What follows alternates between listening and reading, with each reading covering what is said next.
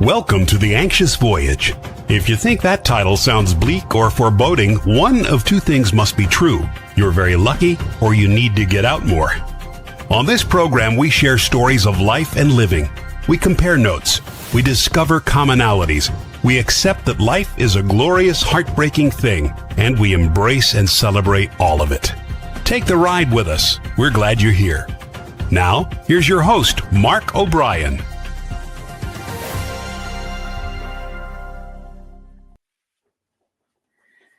Hello and welcome indeed. We are coming to you again and as always from world headquarters in Middletown, Connecticut. And as most of you know, I usually start the show by making some incredibly stupid joke about Middletown. But I was traveling over the weekend and I didn't have time to write the joke, so you're all in luck. And the really good news is that it gives me more time to introduce my guest today.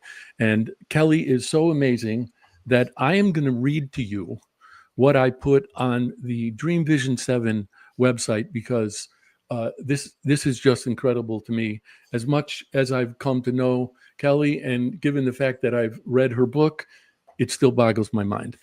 Kelly, the pink collar crime expert, is a certified fraud examiner, a former private investigator, a professional speaker, the founder of the Fraudish podcast, the author of the book Embezzlement: How to Prevent, Detect, and Investigate Pink Collar Crime, and the creator of the website Pink Collar Crime. Her most recent real job was working as a global investigator for Nike. Before being recruited by Nike, Kelly worked criminal defense and prosecution cases. She also worked as a fraud analyst and background investigator for Oregon's Washington County Sheriff's Office. She has 7 years of experience as a contract special investigator for the Office of Personnel Management and the Department of Homeland Security, and was a special agent for the U.S. Customs Office of Investigation's Money Laundering White Collar Crime Unit. Kelly, welcome, thank you, and wow. Oh, thank you. This is my absolute honor and pleasure and delight. So I have to tell you, I remember being young and having exactly two aspirations. I wanted to be an astronaut, and I wanted to be a scuba diver. I did manage to become the latter. And while people will argue this, I've never been in space. I have no idea if you recall what you might have thought you would do as a child, but what did you think, and how in the world did you come to acquire the background you've acquired? You know, as a child, I probably thought I was going to do something with houses. I loved houses. My dad and mom always took me into open houses and things like that. So I kind of liked houses, but my dad was a commodities trader. So after college, I graduated with a BA in international studies. I went to the Chicago Board of Trade and I started at the very bottom. I was a runner, and you run into the pits and you give orders to the brokers. I did that, came home after a year and a half, and then, a year, went and became a stockbroker, went through Dean Witter, which is gone, training program.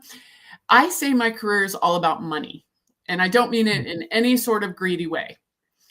I learned how people saved and invested as a stockbroker and a bond trader, but we had a hinky client when I was at the stock firm, and he was tons of fun. His name was Alan. This is all public record, so no, state secrets. One day I was sitting at it was a very small brokerage firm. It was kind of a boutique firm. And I got a phone call from a special agent from U.S. Customs. And she's like, "Do you know Alan?" And I giggled. I was like 28. And I was like, "Oh, is that what we're calling him today?" She's like, "What do you mean?" I said, "Oh, sometimes he goes by Winston." She goes, "Well, we're going to be sending a subpoena down there." This is back before Know Your Customer. So the broker told Alan, "Hey, someone's sniffing around." He immediately took his money out. Long story short, she still caught him. He was arrested for wire fraud. He was sent to prison. But my boyfriend at the time, who became my husband, was going to go to the University of Washington in Seattle. And that's where this agent was from. And he's like, you knew that guy was dirty. Just call her. So I called her. And a year and a half later, I'm in Georgia shooting guns, chasing people. And I didn't grow up. I watched Charlie's Angels. My dad said I was always really snoopy. And I'm very curious as to how people spend money. I think it tells you a lot about them as a person. So then I did that for 5.5 years, and my husband got a job where there was no border, so no customs, and I started doing background checks eventually. And then we came back to Oregon, and I worked for the sheriff's office, and I became a certified fraud examiner. And I know this is a long, crazy story, but I'm old. And I worked for their fraud identity theft enforcement team, and I did embezzlement cases. And one day I'm sitting there and I realized that all my suspects, except for one, were women. And I Googled women embezzlers, and the term pink collar crime came up. Now, the definition of pink collar crime is low to medium level employees, comma, primarily women, comma, who steal from the workplace.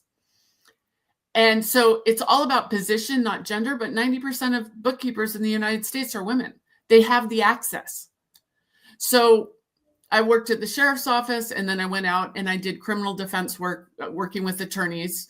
And, I saw these people that looked like me that never had a criminal history, and they were stealing. And it just, I was used to arresting bad guys, drug dealers, money launderers, child pedophiles. And then I go and I see these women that are getting arrested from stealing from a dental office, from a private school, from a water district. And I'm like, those don't look like what we think of criminals. So that's the long, crazy story. I speak on pink collar crime. I speak on fraud and ethics. And I think it's the best work I've done. First of all, I don't think the story is crazy at all. I think it's amazing.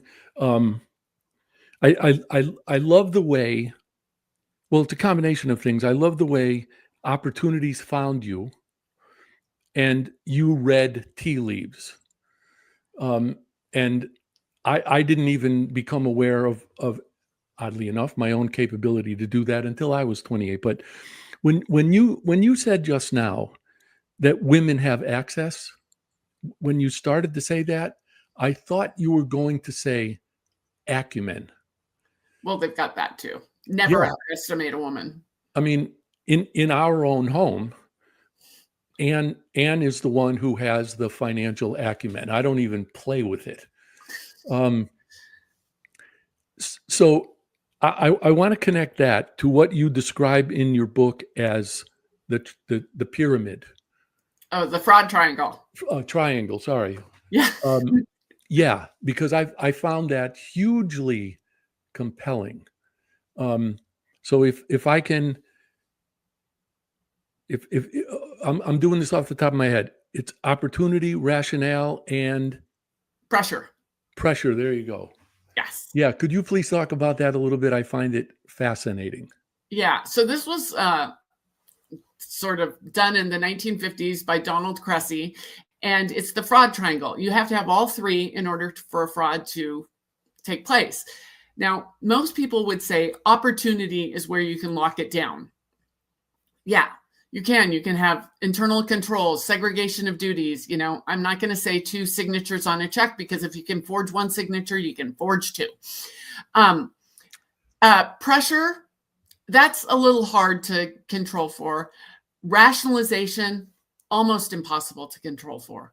You could hire someone and pay her, I'm just going to call her Gladys, $1 million a year.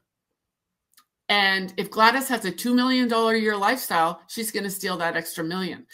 And maybe Gladys doesn't like the fact that you drive a nice car, or you have these gorgeous guitars in your office, and you make Gladys take them to, get repaired, and she's annoyed with it. That rationalization is impossible to control for. You can have a good tone at the top. You can walk the walk. But it's really hard to control for, because we don't know what goes on in someone's life. There's stories of people like, I didn't know my husband or my wife had a whole other family or life. Like, you can live with someone and still not know what is going on in their life. Think of how many people are like, I found out that my spouse had a terrible gambling habit. I had no idea. And all of a sudden, all the money's gone. There's two things I want to comment on. But I'm going to start with the second one first. I hope nobody else is hearing this, but for some reason I'm hearing terrible echo. Yeah, there's a really bad echo. Yeah, I don't know where that came from.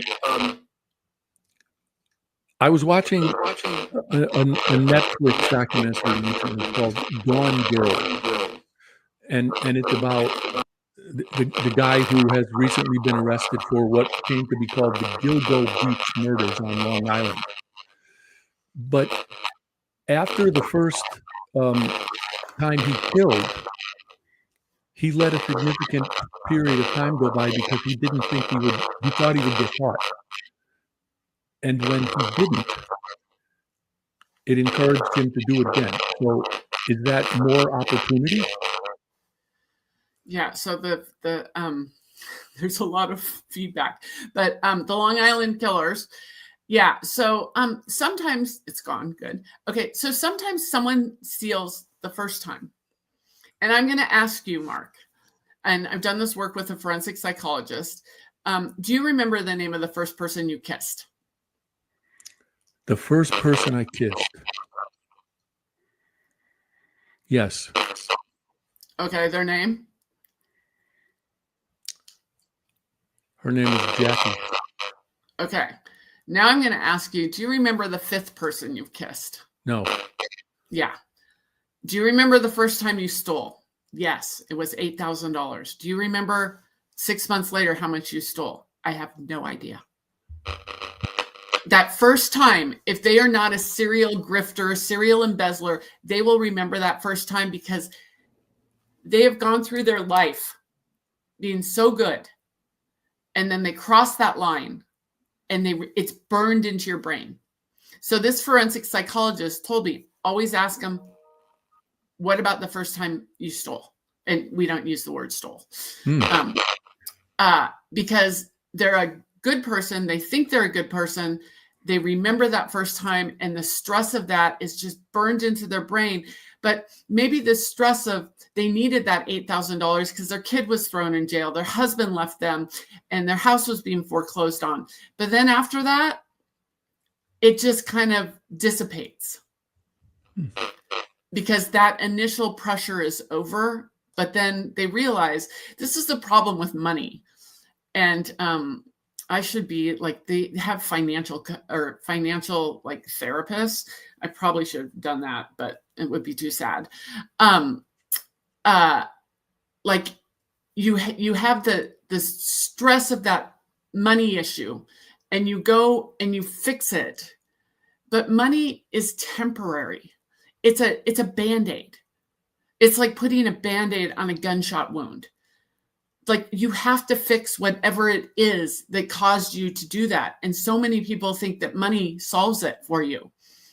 Like, I mean, I grew up, my dad was very successful and then he wasn't. And like, so I have led my life to be very risk averse. Now, people joke about that because I used to carry a gun and chase people and stuff like that. But back then I didn't think of, but like investment wise and everything, I have always been incredibly risk averse because when you have money and then it goes away, you want safety and security. Does that mean it's like system 1 and system 2 in behavioral economics, behavioral science? Money, like you can fix it really quick with money. But long-term, you have to have a budget, whatever it is. Long-term, money can't keep filling that hole. Does that make sense? It does. It makes complete sense. And I'm going to apologize for whatever is going on here with my audio. I didn't even connect these dots when I was reading the book, but what I was hearing when you were speaking just then, I was likening to addictions like drugs or alcohol. you think that's going to be the thing that fixes it, even though, like money which gets spent, it's temporary. And typically the need for whatever it is just keeps getting worse. Yeah. It's and people think money solves everything. And it does initially. So like back to the Long Island killer, most pink collar criminals do believe they will get caught eventually. And can you imagine the stress of sitting in a cubicle outside your boss's office and he's like, "Hey, Kelly, can you come in here for a minute?" No. And every time they say that, you're like, "Oh my God, I've been caught." I mean, I've seen it where people keep track of how much money they stole. But the joke is like, okay, say that, Gladys has a gambling problem. They say 1 out of 4 cases of embezzlement is tied to gambling. It's a hard number to wrap your head around, but maybe. Say Gladys wins big. What's Gladys going to do? Put the money in the account? And then the boss is going to go, "Why is there $1 million here?" "Oh, well, I've been stealing from you, but I won big." And so, and there have been very few cases where they do put a little money back. But then, I used this joke a long time ago. Nordstrom's has an anniversary sale every summer. My late husband, I'd come home with a pair of fine Italian leather boots. He would say, "Oh, what does set us back?" And I would round down. My husband died not knowing what fine Italian leather boots cost. He didn't know. He did, like your wife. I took care of the books. He had no idea, like none whatsoever. So people can hide stuff. I used to tease him I could embezzle from him all day long. It's interesting that, and I didn't connect these dots when I was reading the book either. Embezzlement is a trap either way. You get into the trap knowingly, thinking you might pay it back. And then when it gets to the point where you can pay it back, you realize all you're going to do is spring the trap on yourself. Yeah. And there's people who turn themselves in. They tell their boss, like Diane Catani, she got physically sick. She went home and watched, God forbid, Oprah or Dr. Phil. And he's like, "You got to make it right." So she went in, she told her boss she had stolen. And she thought, he's going to fire me. I'm going to have to pay the money back. Well, next thing you know, she had a baby in federal prison. And because she also only thought she stole like 100,000. That's the other thing, like me rounding down for boots. Anyone who steals, I call it the 2 to 6 factor. And I'm pretty sure that's in my book. It's been a while since whatever they say they stole, multiply it by between 2 and 6. Rita Crunwell, who's considered the kind of all-time pink collar criminal, when she was interrogated by the FBI, she immediately copped to it and she said she stole 10 million. She stole 53.7. So 2 to 6 rule, spot on. And I know that story's in the book, but over what period of time did she steal that? Almost 20 years. Given the fact that I am having these audio issues, let's take our first commercial break now. Sure.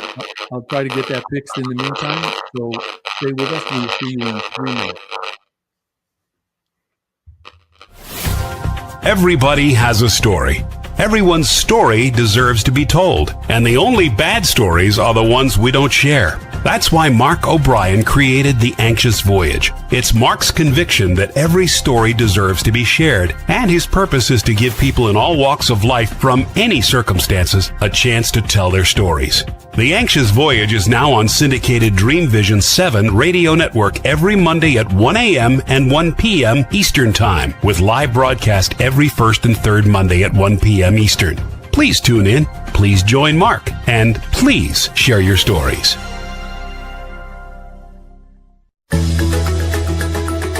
Ever wonder what it's like to have your own radio show? Well, wonder no longer, because you can dip into the radio airwaves by being host for the day on syndicated Dream Vision 7 radio network. It's a fabulous way to get your radio feet wet. It's an opportunity to market your business, modality, or book. have a guest, mention a sponsor, and take callers. Or you may want to facilitate a lesson by going solo. It's up to you. Listeners can be online, mobile, in cars with Bluetooth, or listen through Amazon's Echo by asking, Alexa, play Dream Vision 7 Radio Network. For more details, go to dreamvision7radio.com and click on Host for the Day.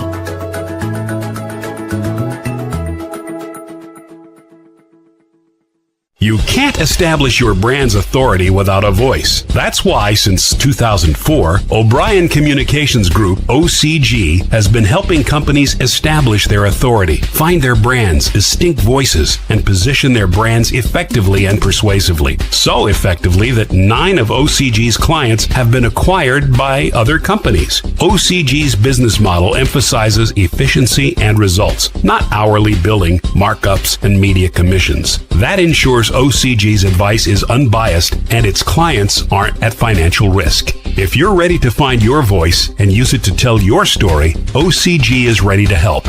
You can find O'Brien Communications Group on the web at o'briencg.com. That's OBRIENCG.com, or call 860-944-9022.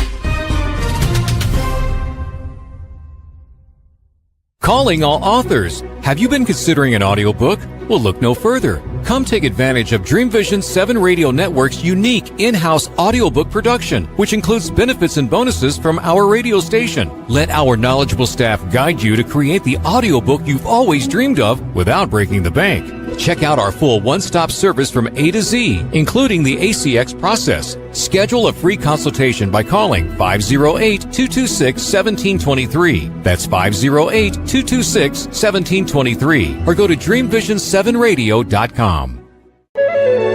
This is Dream Vision 7 Radio Network, uniting mankind with universal love. Our shows are created from the heart, bringing each listener to a place of divine enlightenment. Breathe, relax, and enjoy. Let life flow. Hello, and welcome back. And it sounds like my audio problems they have not been corrected. Sorry about that. We'll just have to do the best we can. Kelly, can you hear me? Yeah, it seems like it's gotten a little worse. Yeah, I know. And I'm going to apologize again. I don't know what to do about it. Earlier, you said that one of your fascinations about pink-collar criminals and perhaps others is the way they spend money. And I'm a true crime junkie. And what attracts me to those shows is the way the perpetrators think. And as time progresses and technology and science get more sophisticated, it becomes harder for me to imagine how people think they can get away with anything. Do you find anything similar in the kinds of crimes that you look at? Well, the crime of embezzlement is generally a paper crime. So there's a trail. And I was just watching something the other day, and I was watching or reading it. And oh God, no, you know what? It's my friend Avi Klein. And he posted something about cameras and doing Freedom of Information Act requests in various, someone had done a story about, what the police would provide. To do a crime in this sort of place we're at with technology, I just think it's getting harder and harder for like the little person to do the crime. Like the big sort of syndicates, they're smart, they've got assets and everything like that. But then you get Gladys, who works in a dental office, dental office, like, yeah, they've gotten machines to make it easier to do fillings and stuff like that. But like, the software has gotten better. You can't turn off the audit trail. I think it is getting harder, but still people are desperate. And, or they think that, I had one dental hygienist who said, if I hear the dentist complaining about his one of his European luxury cars having to go into the shop again. I'm going to take this drill and stick it in his ear. Like, that's kind of being tone deaf and not having a great culture. But like, I mean, I've joked I would never commit insurance fraud. And why wouldn't I commit insurance fraud? Because my banking and my insurance is all tied up together. I bank with a large conglomerate. They know everything about me, and they've known everything about me. I think they said I've been a member for 34 years. All they have to do is look at my patterns and see what has changed. Like, there's so much data out there that, like, to commit an insurance crime, I think you'd be crazy. Like, and then someone could say, well, you know what? I'm just going to leave. Say you're going to do a burglary, a home burglary, or you're going to leave dog shit. This is the other funny one. Leave dog poop on someone's doorstep because you're mad at them. You're going to leave your phone at home because they won't be able to track you. Well, all they have to do is look and go, the phone was off, stationary between, 8 and 8:30 at night. And that's when the crime was committed. But the car shows that it moved. Like, they're just like, and maybe I'm smarter than the average bear, but I would worry about things like that. It was like, okay, you can't take your phone, but then you shouldn't take your car because that tracks you. Well, okay, I'm going to go rent a car then. Well, they're tracking you. It's just like, there's so many data points out there, and you could see a person breaking a pattern.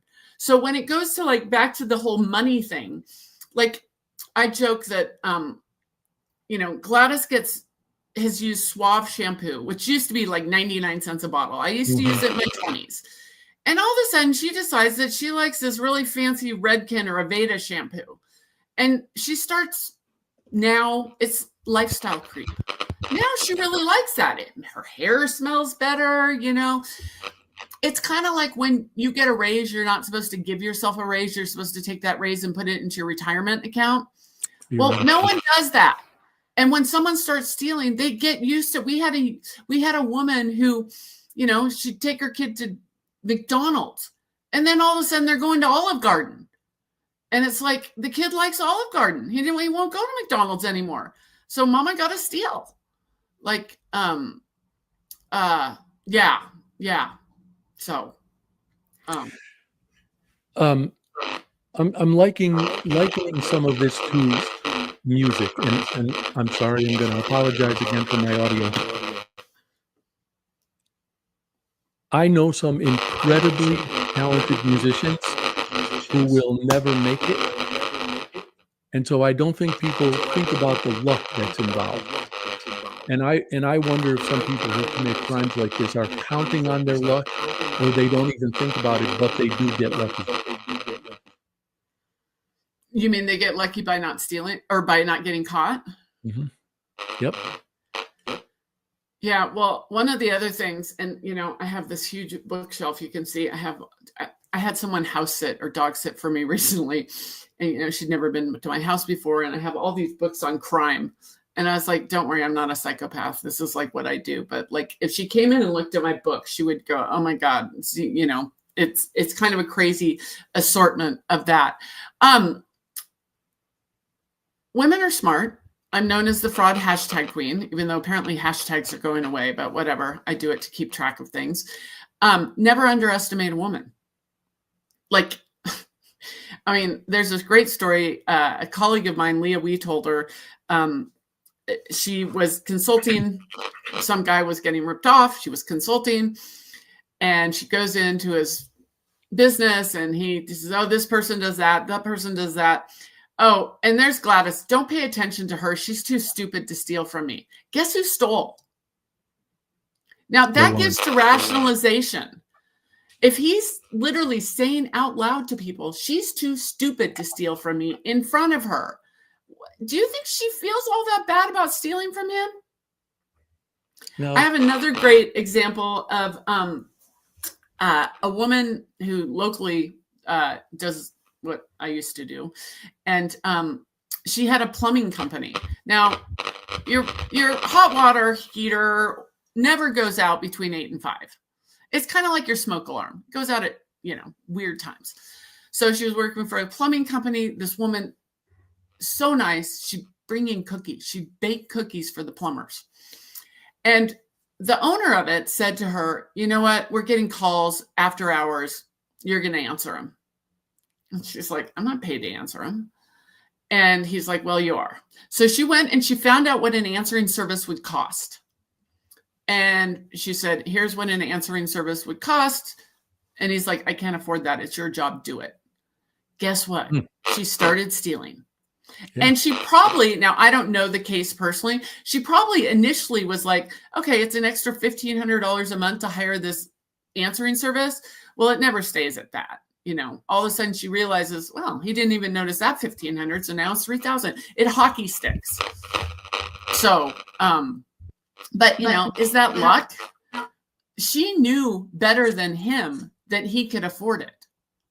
That Gladys in the basement or in the crappy office, she knows every nickel and dime that goes into the business and out of the business. She knows it better than they do. I mean, say you sell widgets and you sell 10 million widgets. And for each widget you net, after everything is said and done, $1. And okay, so Mark, you sell 10 million widgets, you get $1 for each one. How much money do you have in the bank? Theoretically, $10 million. Yeah. Do you check to see if you have $10 million? Or are you doing a mental calculation? You're doing a mental calculation. Well, I'd probably check for it. So I have this. A great friend of mine made these stickers. Trust but verify. Mm-hmm. So I was listening. I love listening to podcasts. I was listening to kind of a famous speaker, not Tony Robbins, but, high level. And he was on a podcast and they're like, and I forget his name. So I wouldn't shame him anyway. We can talk about victim shaming, but, they're like, so how do you keep track of your finances? He goes, every Friday morning, my business manager calls me up and tells me what's in each of my 5 accounts. And I'm out walking and I just want to scream. Trust but verify. He trusted that the guy would give him the proper balances every Friday, no matter what. And he never checked himself. Never checked. Now, he didn't probably get ripped off, but yeah. But we will not victim shame. I can't remember the name of the gentleman, but there was a journalist in the late 19th, early 20th century who created a character, an Irish bartender named Mr. Dooley. And Mr. Dooley used to say, trust everyone but cut the cards. Yeah, exactly. So, and that's another thing, and I don't have it. I don't know where my little fraud treasures bag is. I have surprise and delight. We always say that for customers, like surprise and delight. No, for your employees. If you only look at checks over 5,000, pull one for 500. If the auditors only come in June, have them come in October. Keep your employees on their toes. If that Gladys or John in the front office, they know you're busy and your genius is up here. It isn't down here in the weeds. That's what you hire people for, is the weeds. You're up here, you're genius. So there's a lot of room in between here and here. And a lot of times people think it's due to IQ, and maybe not so much. It makes me think of what we might call in life, I suppose, in psychology, but supposedly it becomes increasingly difficult to trust people. And yet, is pink collar crime on the rise? So, I mean, it's like Warren Buffett says, when the tide's in, no one sees everyone's shorts, but when the tide goes out, we all see everyone's shorts. It happens all the time. And when money is flush, people don't pay attention to, I call it the fish tank. The fish tank gets more and more expensive. But when money gets tight, they start looking for where's it going? And then that is a lot of times when, it is discovered, is when money is actually tight. And so fraud, it's pretty recession proof. And actually, it's probably going to increase if we have a recession. It strikes me as the liquor store business, which is also recession proof. I am going to, again with apologies, take our second commercial break right now. And again, I will work on my audio issues. But we will be back in 3 minutes. Please stay with us. Okay.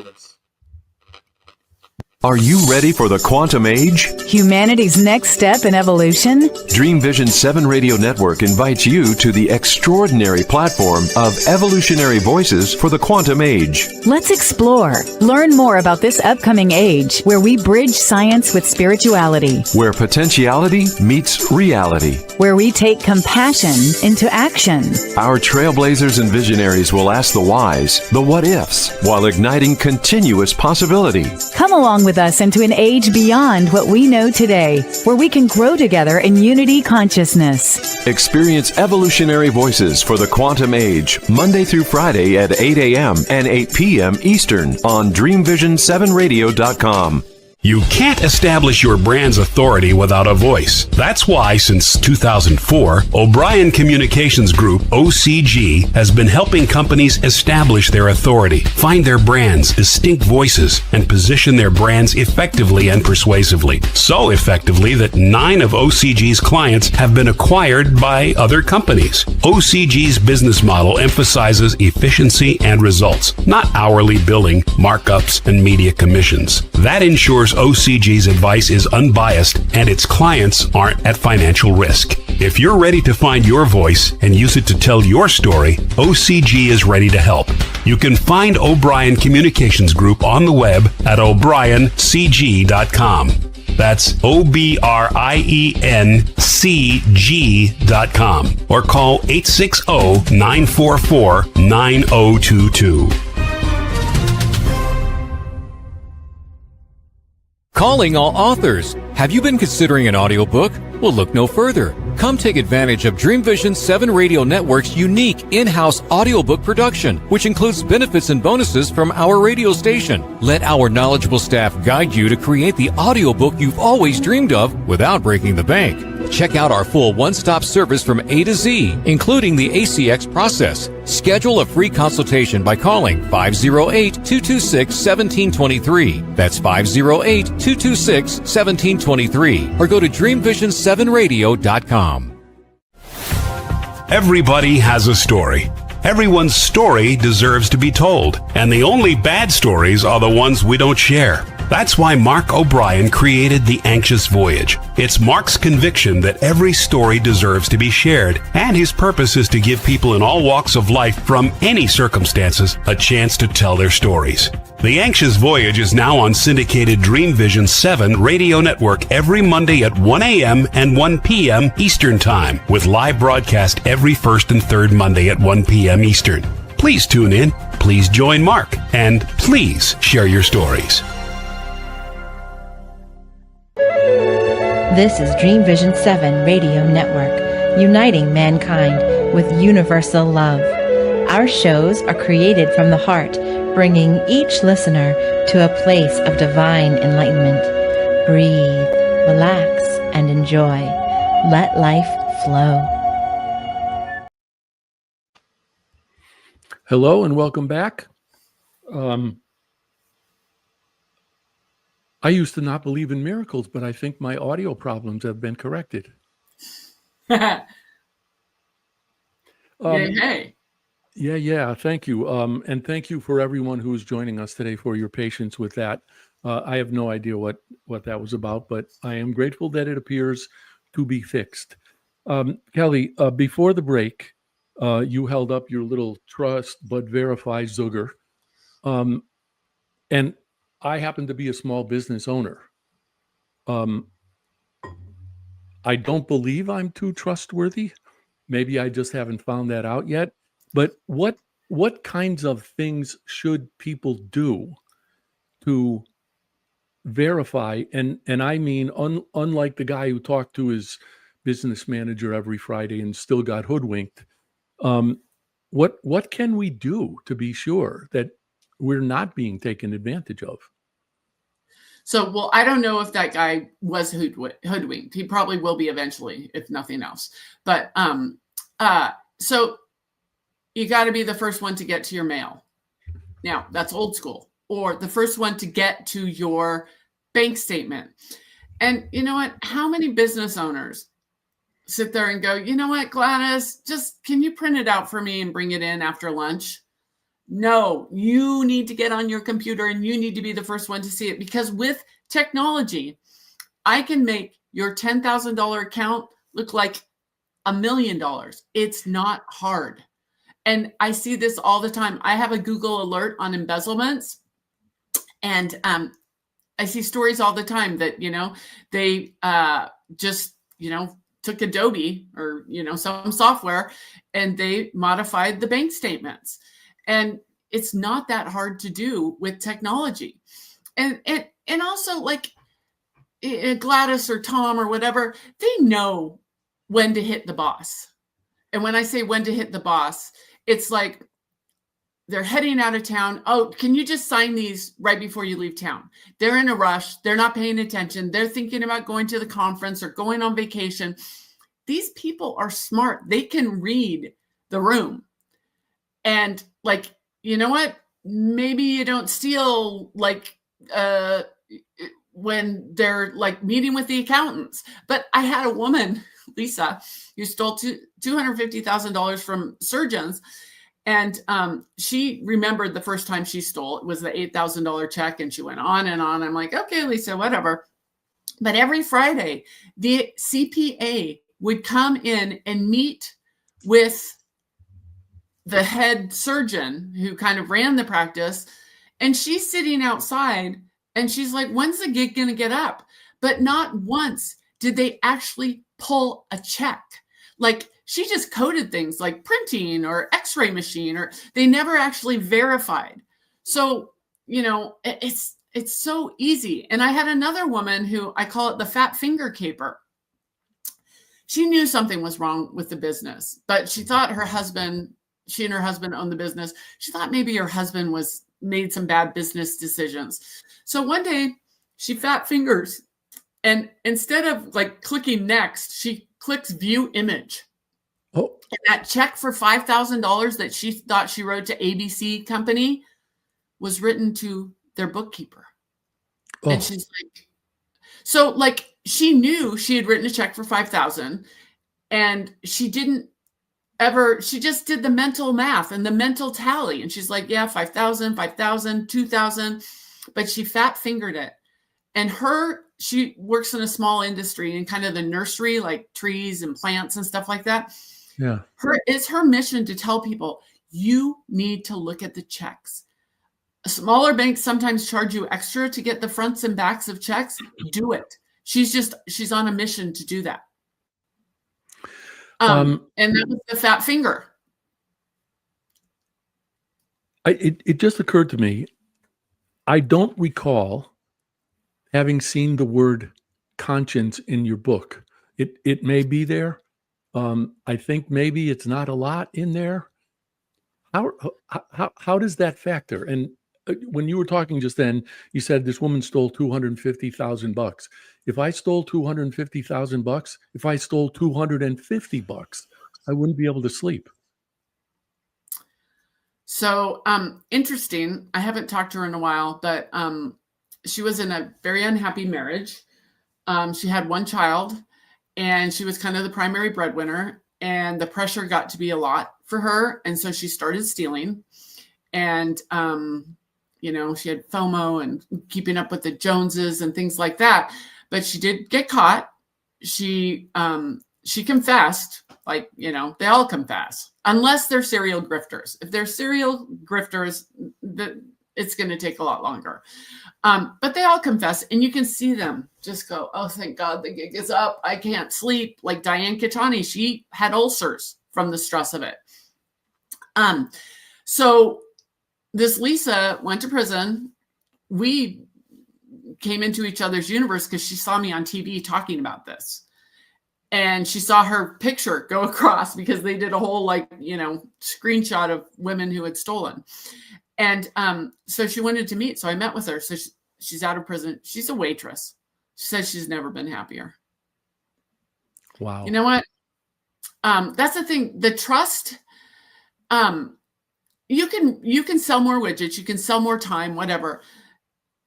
Money it's tangible. You can get more of it. How do you get more trust? That's the hardest part. Like the victims cry on my shoulder. They're like, oh my God, what other bad decisions? Have you ever bought an investment and seen it go down and you just kick yourself in the teeth? What about you hired someone? You had that person come into your home. You liked them. You bought them presents. And all of a sudden that person's been stealing nonstop from you for years. What does that make you feel like? And even there are instances in the book of family members who have done that. Oh yeah. Yeah. That's this is such an obvious statement, but that's even worse in my estimation. I mean, to be betrayed in that way to that extent by a family member. Yeah. Wow. Yeah. Yeah. So do we think, going back to the triangle, do we think in many of these instances rationalization trumps, sorry, I don't know, maybe I shouldn't say Trump on here. Do we think rationalization trumps conscience? Probably. I haven't thought of it that way, but I mean, most of these people were in, I'm going to say, a financial pickle when they started to steal. And you steal from a business, and depending on the size of the business, if you're working for a dentist, 60% of all dentists get ripped off, which is crazy. But you can see the actual effect of it. Like, I mean, I had a woman who stole $1 million from her dentist that she worked for, and he had to take loans. She could see it, and they weren't getting raises and stuff like that. But say you work for, I'm going to say, a mid to big size company. So many people are like, there's no victim here. I mean, we just ripped off one of our clients. We were going to charge them $100. We charged them $200. They don't know any difference. So I'm going to take that $100 difference. There's no victimless crime. Like, you Agreed. Steal from your insurance company. Your insurance companies, their rates go up. Yep. Like, there's so much about there's a victimless crime, and there's no victimless crime. There just isn't. You compelled me to remember that back 30 or more years ago, which turned out to be my last corporate job, I was in an area of the company that was responsible for the marketing and positioning of the health insurance products that it sold. And that division was called the Employee Benefits Department, or EBD. So they had an annual sales conference, and it was part of my responsibility to create a sales contest and a brochure to go with the contest, and then ultimately a video to be shown at the end of the sales conference. And I went into my boss and I said, what's my budget for this? And he said, what? And I said, what do I have to spend on this? And he said, I don't know. And I said, well, what do you mean you don't know? Somebody did this last year. What did they spend? And he said, I have no idea. And I said, well, where did the money come from? And he said, I don't know, the black hole of EBD. I mean, to your point, it was an enormous company, and nobody had any meaningful financial responsibility that I could see anyway. So I see your point about the larger companies, but it boggles my mind that, let's just say, a dentist who has no other dentists in the practice could be that unaware? No victim shaming. What do you mean? Okay, so say someone is a victim of a sexual assault 50 years ago. Okay. Well, And they decide to go to law enforcement. Law enforcement, and okay, maybe she's a prostitute. I'm using this example because I just listened to a podcast on the Crack City Strangler or Crack City Murderer, and it was kind of fascinating. But say they catch the guy, and what does the defense attorney say the first time they get that victim on the stand? What were you wearing? Had you been drinking? That's victim shaming. I don't care if you're naked. You do not deserve to be assaulted. And, the same in a financial crime. Like, you can't victim shame them because, and this is where I say I want to normalize embezzlement, not the act of it, but the reporting of it. The Association of Certified Fraud Examiners says only 15% of all embezzlement cases are turned into law enforcement. You know why? People are embarrassed. They don't want to admit that Gladys was smarter than them. And it's maybe not smarter. She's just craftier. So we cannot victim shame because then people will not come forward. That's why sexual assault, so many people did not come forward because they knew that they were going to have to testify. And the first thing they're going to say, did you drink with him? Well, yeah. Well, how do you know you didn't agree? And I mean, I had an uncle, rest in peace, but he was not a great guy. And he saw, and I saw this online, he saw a family friend of his had been ripped off $250,000. And he makes some snarky Facebook comment about, oh, isn't that nice to be able to let $250,000 walk out the door? Now, my uncle never had $250,000 in his life. So he's envious. But this is a guy who had a business that made millions of dollars a year. So $250,000, it's like the fish tank getting expensive. But if we shame them, they will not come forward. Because my uncle, being the ass that he was, if he saw the guy, he'd probably go up, give him a big pat on the back and say, hey, can I have a loan? Like, we can't do that. And it's like, would you say to someone who was violated or their house was robbed, would you say, were your doors unlocked? You left your doors unlocked. Well, of course you got ripped off. We don't say that. But when it's a monetary or a financial crime like that, people like to blame people. It makes you feel smarter. Not really. And when I asked the question, I was actually trying to put myself in the position of the dentist. And if I'm the dentist and I'm working my butt off and I still find out that I'm having to take loans. So, well, this dentist, he's just nicest guy ever. He just wanted to be a dentist. He didn't really, I don't want to say he didn't really do it for the money. A dentist, and these statistics are old, in Oregon, they used to gross about 1.2 million. So now it's probably over 2 million. And they'd net for themselves $250,000 a year. So if you have 1.2 gross and you're netting 250, are you going to notice $25,000, which is the fish tank? You're like bending over people's mouths all day. The last thing you want to do is go home and look at your P&L, which might be fake anyway. Mm-hmm. You're just like, I didn't become a dentist to become an accountant. Yeah, and I was going to say, and if you're a dentist, you may not even know how to read the P&L. Right. And a lot of dentists rely on their CPAs. Well, CPAs engagement say we will not look for fraud. And, there's this thing, materiality. So say you work for a, Fortune 100 company. You have to steal a lot of money for them to even footnote it, because that's just a little blip. And, and a huge corporation does not want to admit that someone in their C-suite stole from them. They will not come forward. They'll just get high-priced lawyers involved. Will they get rid of the person? They'll let them resign. Wow. Yeah. We're coming up to the end of our time at this point. And I know I read this in the introduction, but please tell folks how they can find you if they want your services, if they just want to get to know you, just find you for whatever reason.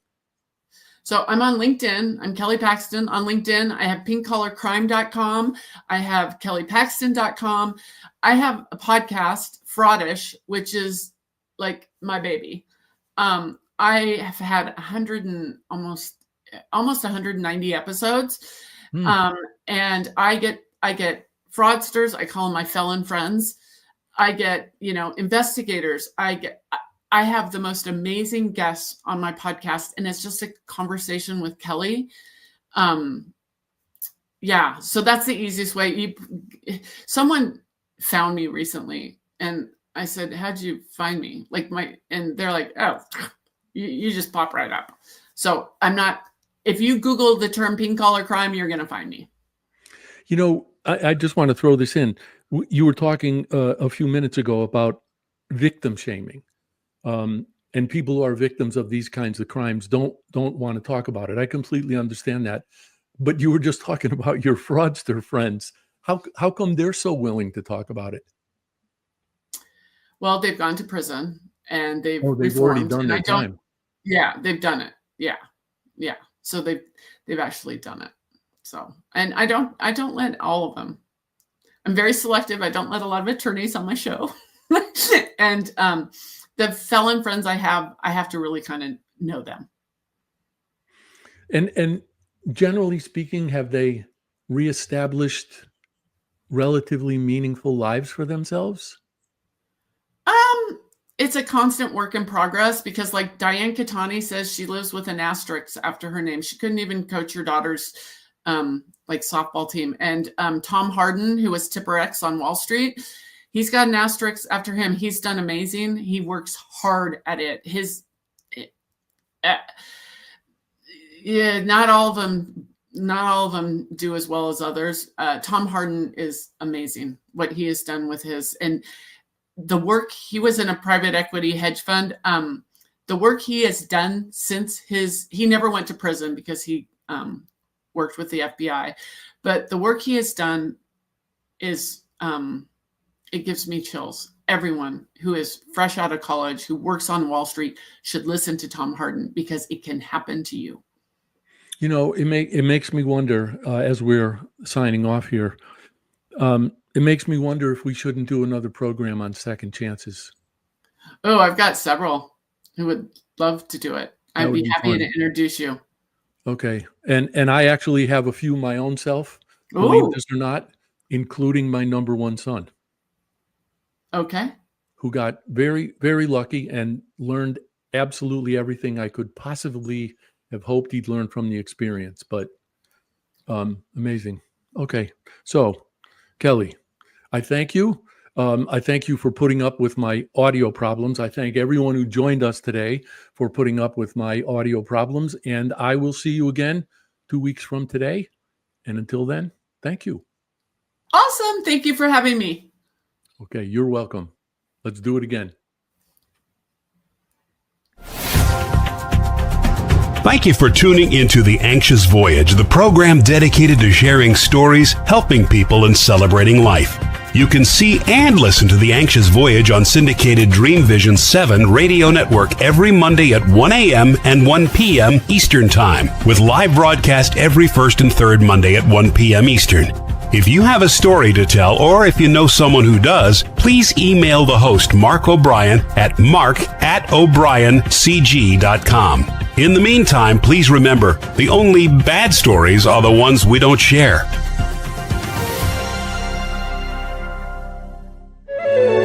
This is Dream Vision 7 Radio Network, uniting mankind with universal love. Our shows are created from the heart, bringing each listener to a place of divine enlightenment. Breathe, relax, and enjoy. Let life flow.